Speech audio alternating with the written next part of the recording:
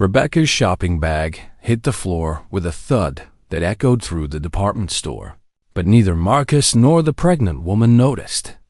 They were too absorbed in their own world, picking out matching family outfits with the ease of a couple who'd done this before.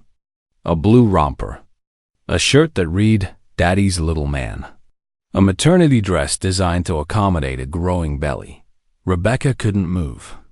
Her legs felt like concrete, her lungs struggling to pull in air. This couldn't be Marcus. Not her Marcus, who'd held her through every negative pregnancy test, who'd promised her just last week that they should stop stressing about trying for a baby. That maybe the pressure was preventing conception. The pregnant woman was beautiful. Younger than Rebecca's 31 years, with long dark hair and a yellow sundress that highlighted her obvious pregnancy. 7 months along, maybe 8. Which meant this affair had been going on for nearly a year, possibly longer. Rebecca's hands shook as she fumbled for her phone in her purse. She stepped behind a display of clothing racks, keeping herself hidden while she opened her camera app and started recording. Her heart hammered against her ribs, but she kept the phone steady, capturing everything. Marcus was touching the woman's face now, wiping away what looked like happy tears. The woman leaned into his palm with the familiarity of someone who'd done it 1,000 times before. Their body language spoke of intimacy, of comfort, of love. "We still need to get the crib," Rebecca heard the woman say. Her voice was sweet and soft. "And I was thinking we could paint the nursery that blue color you liked." "Whatever you want, baby," Marcus replied, his hand resting protectively on her belly. "I want our son to have everything. Our son." The words sliced through Rebecca like broken glass. She and Marcus had been trying for 3 years. 3 years of fertility appointments. Of crying in the bathroom when another month passed without success. Of him promising they'd keep trying. That he wanted nothing more than to be a father. And here he was, already about to become one. Just not with her. The woman kissed Marcus, and he kissed her back without hesitation. Rebecca recorded it all, her shock slowly transforming into something cold and calculating. She watched them select bottles and blankets. Watched Marcus pull out a wallet and pay with a credit card she didn't recognize. Watched him load their purchases into a cart while the woman linked her arm through his. "Should we grab lunch before heading to the apartment?" the woman asked. "Yeah," Marcus replied. "And we can stop by that furniture store too. I want everything perfect before he arrives." The apartment. He had an apartment with her. This wasn't just an affair. This was an entire second life, a complete betrayal of everything they'd built together. Rebecca followed them from a distance, still recording. She watched them leave the store, watched Marcus open the car door for the pregnant woman, watched him buckle her seatbelt like she was precious cargo. When they drove away, Rebecca stood in the parking lot, the bright sun feeling obscene against the darkness of her discovery. Rebecca sat in her car for 20 minutes, watching the mall video over and over, making sure she hadn't imagined it. Making sure it was real. The evidence was undeniable. Marcus picking out baby clothes with another woman. Marcus kissing a pregnant belly that wasn't hers. Marcus living a double life while she ate dinner alone night after night. Believing his excuses about late meetings and work emergencies. She opened their text message history, scrolling through months of sweet messages. "Can't wait to come home to you. You're the best thing that ever happened to me. I love you more than anything." Every word had been a lie. Rebecca started her car and drove home on autopilot. Their house, the beautiful 4-bedroom colonial they'd purchased together 4 years ago, looked picture-perfect from the outside. She decorated it carefully, making sure every room reflected the life they were supposed to build. One of those bedrooms was painted soft green. A rocking chair already, waiting in the corner for a baby that might never come. She walked through the front door and set her purse down. The house was too quiet. She could hear the hallway clock ticking, counting down the seconds until Marcus came home and lied to her face again. But not tonight. Tonight, she wasn't going to pretend everything was fine. Tonight, she was going to start uncovering exactly how deep this betrayal went. Rebecca went upstairs to Marcus's home office, the room he always kept locked when he wasn't inside. She'd never questioned it before. He'd said he needed privacy for confidential work calls, for sensitive business documents. Now she wondered what else he'd been hiding in there. The door was locked, but Rebecca knew where he kept the spare key. She'd seen him hide it months ago in the hallway closet behind some old storage boxes. She retrieved it now, her hands steady with purpose, and unlocked the office door. His desk was neat and organized, exactly like Marcus himself. But Rebecca wasn't looking for his work papers. She was looking for truth. She started opening drawers methodically, searching through files and folders. In the bottom drawer, hidden under a stack of manila folders, she found a second phone. A phone she'd never seen before. Her breath caught as she picked it up. It wasn't password protected. When she opened it, the first thing she saw was a message thread with a contact saved simply as K. Hundreds of messages, photos, videos, all the evidence she needed to confirm that what she'd witnessed at the mall wasn't a one-time mistake. This was a relationship. This was love, or whatever Marcus thought love was. Rebecca sat down in his desk chair and started reading. Every message made her stomach turn, made her anger grow sharper and colder, made her more determined to ensure he lost everything, because that's exactly what was about to happen. The affair had started 2 years and 4 months ago. The woman's name was Kelly. She worked as a receptionist at one of the companies Marcus did business with. Their first messages were professional, friendly. Then they turned flirty. Then intimate. Then into late-night confessions of love. 7 months ago, Kelly had sent a message. "I'm pregnant." Marcus's response had been immediate. "That's incredible. I'm going to be a dad." No hesitation. No panic. Just pure joy. The kind of joy he'd never shown when Rebecca had gotten pregnant those 2 times before miscarrying. Rebecca found more evidence in other drawers. Bank statements for accounts she didn't know existed. Marcus had been transferring money from their business into secret accounts every month for over a year. Thousands of dollars. Money that belonged to both of them. Money from the event planning company Rebecca had built from nothing before they even met. Rebecca photographed every document she found. Bank statements showing unauthorized transfers. A lease agreement for an apartment she'd never heard of. Credit card bills revealing purchases for baby furniture, expensive jewelry. Romantic dinners at restaurants Marcus claimed he'd never been to. She backed up all the messages from the secret phone to her laptop. Every single one. Then she carefully returned everything exactly as she'd found it. The phone went back in the drawer, covered with folders. The papers went back in their files. She locked the office and returned the key to its hiding spot. In her own bedroom. Rebecca sat on the bed she'd shared with Marcus for 7 years and made a list. She needed a divorce attorney. She needed to protect her business. She needed to make sure Marcus couldn't take anything else from her. And she needed to do it all without him knowing until it was too late. She called her best friend Elena, who answered on the first ring. "Hey, how'd the anniversary shopping go?" Rebecca's voice cracked. "Can you come over? I need you." 20 minutes later, Elena was sitting on the couch, watching the mall video in shocked silence. When it ended, fury blazed in her eyes. "I'm going to kill him." "No," Rebecca said firmly. "I have something better planned. You work at that law firm downtown. Who's the best divorce attorney there?" Elena didn't hesitate. "Margaret Chen. She's ruthless. Doesn't lose. But she's expensive. I don't care what she costs. Can you get me a meeting? I'll call her first thing tomorrow morning." They stayed up until midnight, going through all the evidence Rebecca had gathered.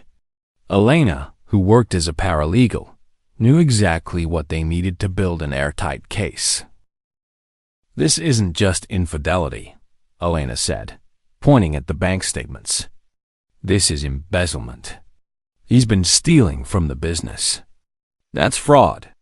And if you can prove the company was primarily yours before marriage, you might be able to keep it entirely." "It was mine," Rebecca confirmed. "I started it 6 years before we met. He was working at an advertising agency when we got engaged. I hired him to help with marketing after we got married." Elena smiled, but it wasn't a happy smile. It was the smile of someone planning war. "Then we've got him. Margaret is going to love this case."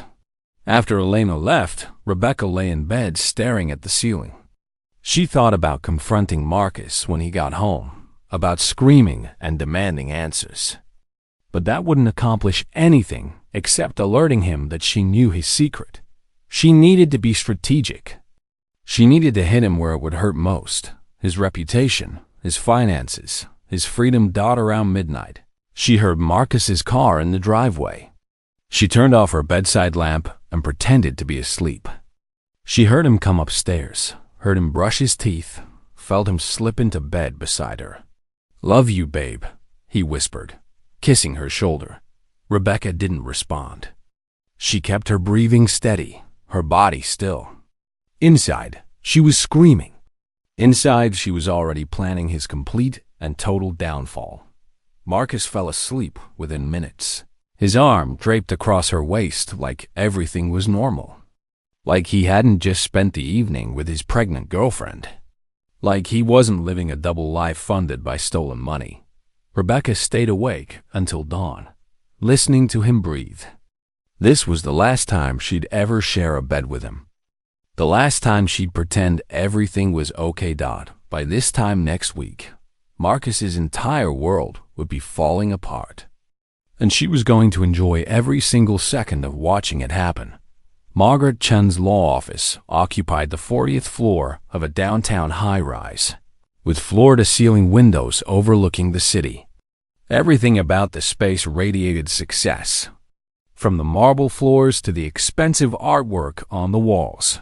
Rebecca sat in the reception area, hands folded in her lap, watching lawyers and paralegals move through the hallways with purpose. Elena had secured this meeting within 24 hours. Margaret didn't usually take clients on such short notice, but Elena had worked at the firm long enough to know that. Margaret loved cases involving cheating husbands and hidden assets. Mrs. Torres? A woman in her 50s with silver hair and a sharp navy suit appeared in the doorway. "I'm Margaret. Please come in." Margaret's office was immaculate. Law books lined the shelves, prestigious degrees hung on the walls. She gestured for Rebecca to sit in one of the leather chairs across from her desk. "Elena told me a bit about your situation," Margaret began, opening a legal pad. "But I'd like to hear it from you. Start from the beginning." Rebecca pulled out her phone and showed Margaret the mall video. She watched the attorney's expression remain neutral and professional. When the video ended, Rebecca showed her the photographs of bank statements, messages from the secret phone, the lease agreement for the apartment. Margaret took her time reviewing everything. She made notes, asked questions about dates and amounts. When she finally looked up, her eyes were sharp with interest. "How long have you been married?" 7 years. "But we dated for 2 years before that. And the business? When did you start it?" 10 years ago. I was 24, fresh out of college. I started planning small events, birthday parties, corporate functions. By the time I met Marcus, I was doing high-end weddings and major corporate events. When did he join the business? After we got married, about 6 years ago. He was good with clients, good at sales. So I brought him on. He convinced me to add his name to the accounts. Said it would be better for taxes, for legal protection. Margaret's pen moved rapidly across the legal pad. "Do you have the original business documents?" The ones from before he was involved? Yes, everything. Good. Margaret leaned back in her chair. Here's what we're looking at. First, the infidelity itself gives us grounds for divorce. But what makes this case special is the financial fraud. If he's been taking money from a business you can prove was yours before marriage, that's embezzlement. We can pursue criminal charges. Criminal charges? Rebecca felt something cold and satisfying settle in her chest. Absolutely. But we need to be strategic. We file for divorce first. We freeze all business accounts. We get a restraining order preventing him from accessing or transferring any more money. Then we let the evidence speak for itself. They spent the next hour mapping out strategy. Margaret explained they'd need to move quickly before Marcus realized what was happening. They'd need to secure documents, freeze accounts, establish a timeline of his theft. Margaret recommended hiring a private investigator. I know someone, she said, writing down a name and number. David Garrett. He's expensive, but he's good. He'll track your husband's movements, confirm the affair, document any additional financial misconduct. Rebecca took the paper. How long will this take? The investigation? A few weeks. But we can file preliminary paperwork immediately. I'll need you to gather every business document you can find. Tax returns, contracts, bank statements, everything. Margaret slid a contract across the desk. The retainer fee at the bottom made Rebecca's eyes widen. $50,000. I know it's substantial, Margaret said. But I promise you, by the time we're done, you'll recover every penny and more. Your husband has been stealing from you. We're going to make sure he returns it all, plus damages, plus my fee. Rebecca thought about the money in their savings account. Money she'd earned through years of hard work. Money Marcus had probably already calculated as half his. Do it, she said. Whatever it takes. David Garrett's first surveillance report arrived 3 days later in a thick manila envelope. Rebecca sat in her car in the parking lot of his office and opened it, her hand steady now that she'd moved past shock into cold determination. The photos were damning. Marcus leaving work early to drive to Kelly's apartment. Marcus and Kelly at a doctor's appointment, his hand on her belly in the waiting room. Marcus shopping for more baby items during hours he'd told Rebecca. He was in meetings, but the most interesting discovery wasn't about the affair. It was about the money. David had managed to track down additional financial records through his connections. There wasn't just one secret account. There were 3, and the money Marcus had been taking wasn't just from their business. Rebecca spread the documents across her car seat, her heart pounding as she read through them.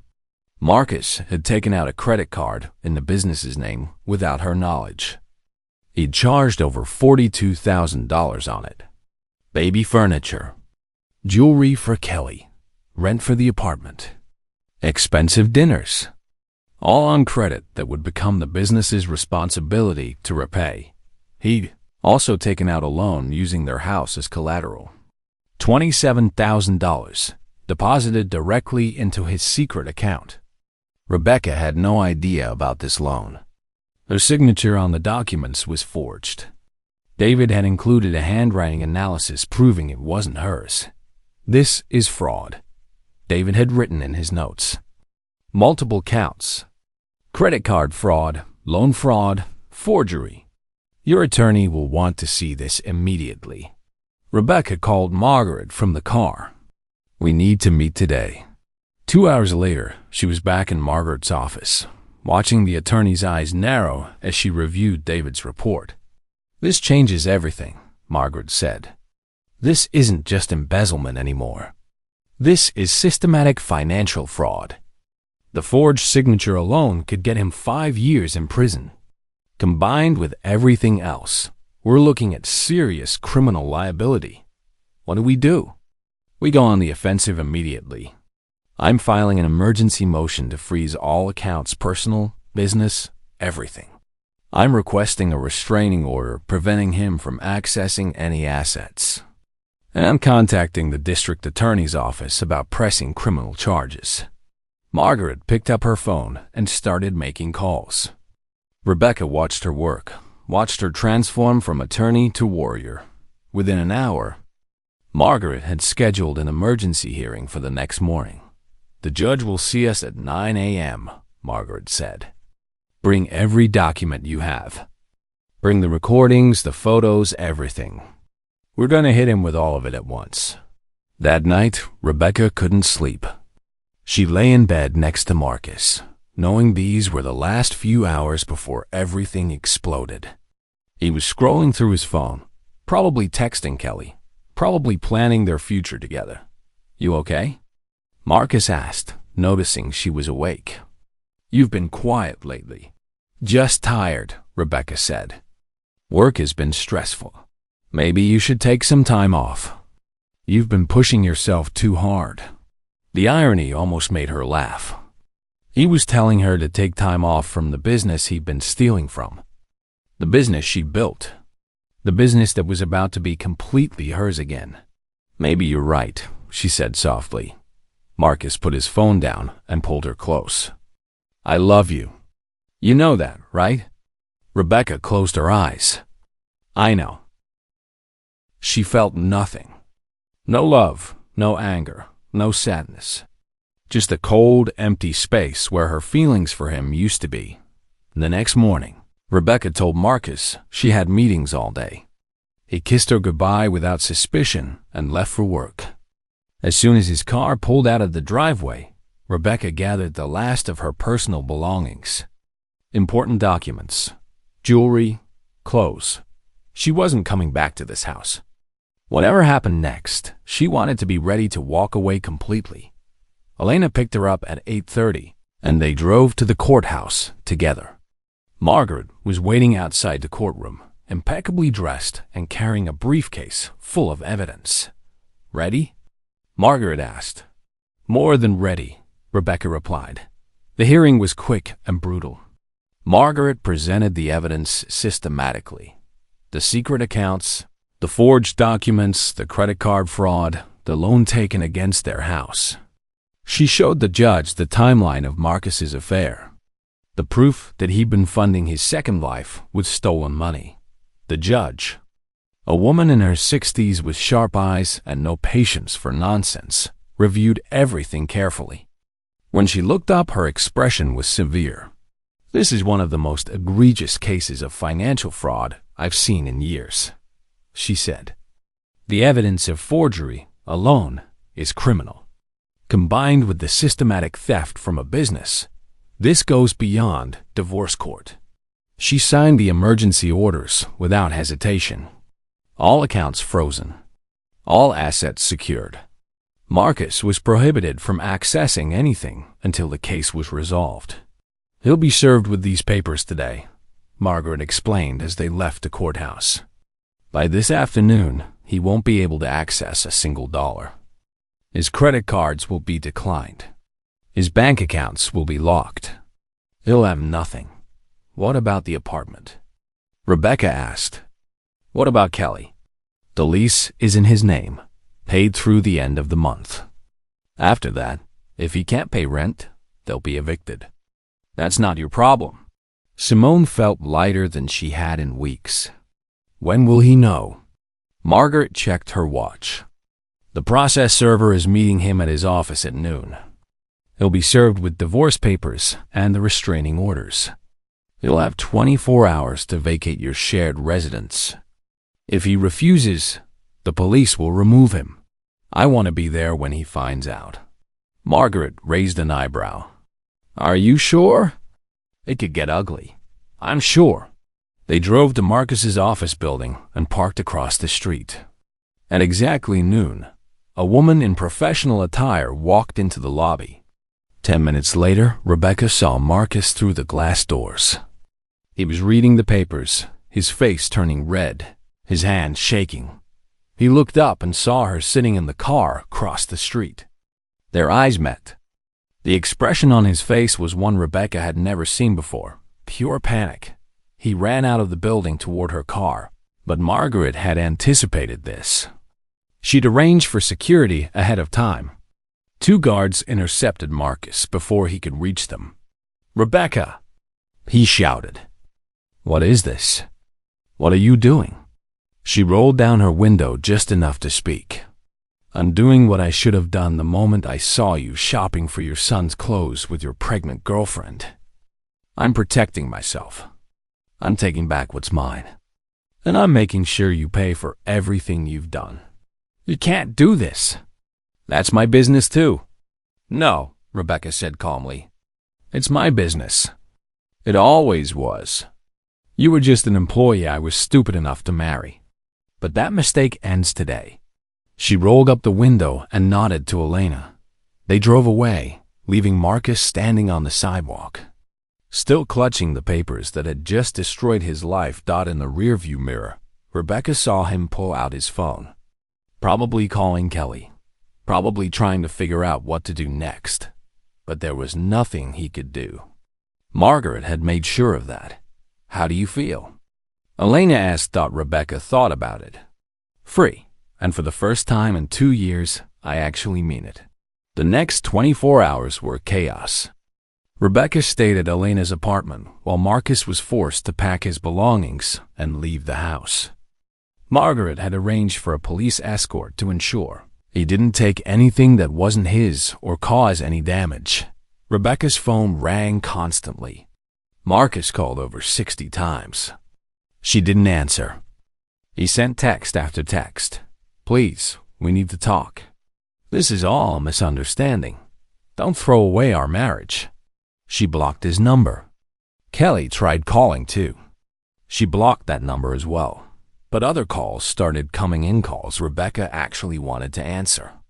The first was from Janet, their accountant who'd been handling the business books for 4 years. "Rebecca, I just heard. I need to talk to you. It's important."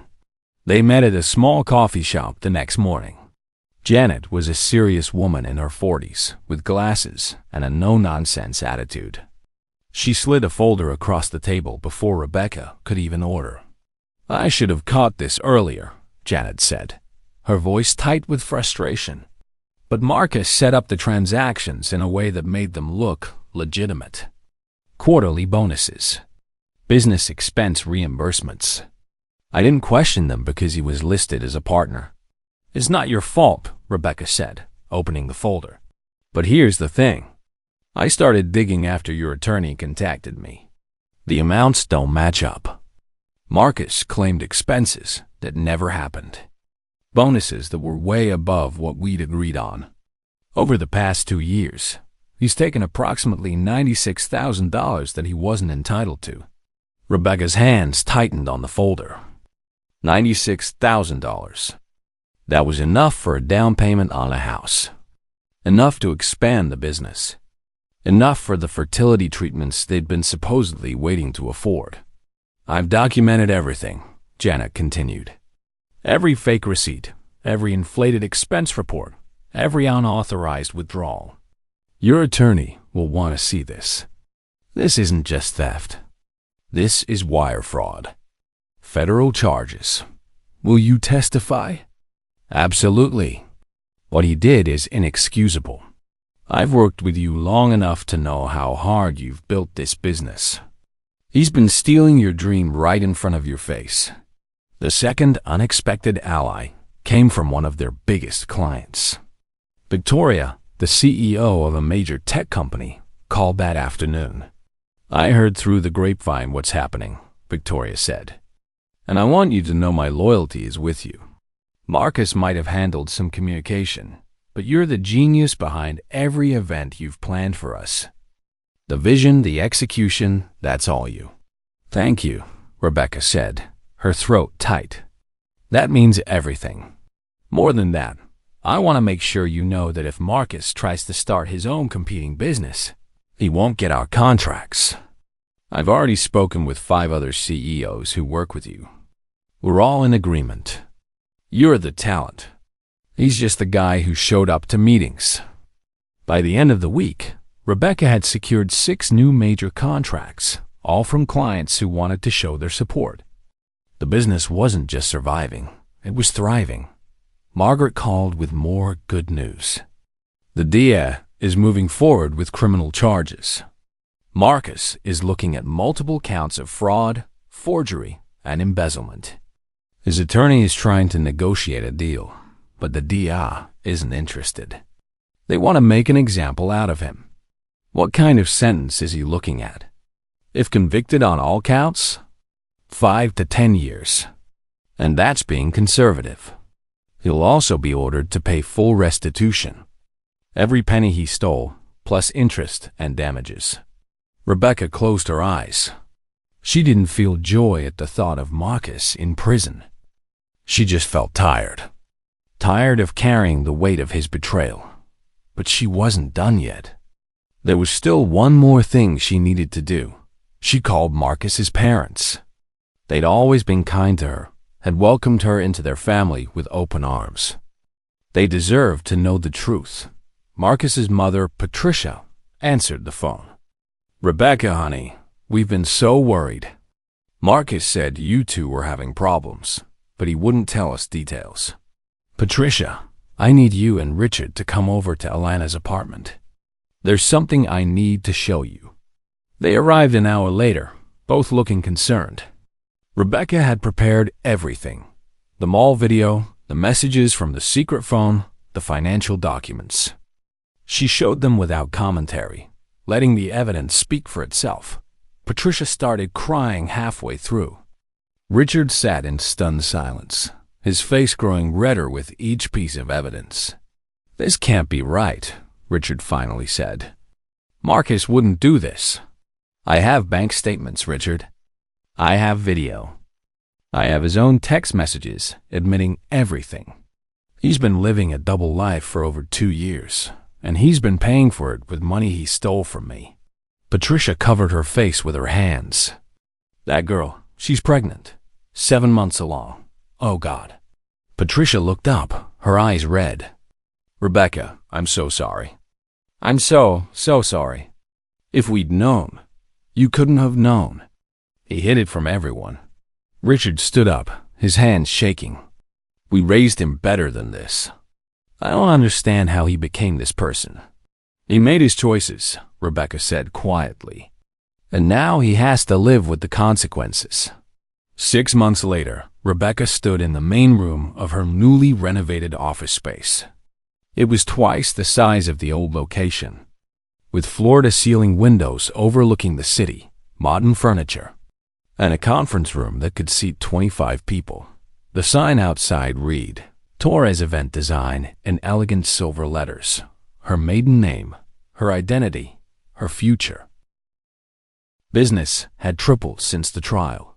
Apparently, people loved supporting a woman who turned betrayal into triumph. Her client roster now included Fortune 500 companies, celebrity weddings, and high-profile charity galas. She'd hired 8 new employees and was training them to uphold the standard of excellence she'd built.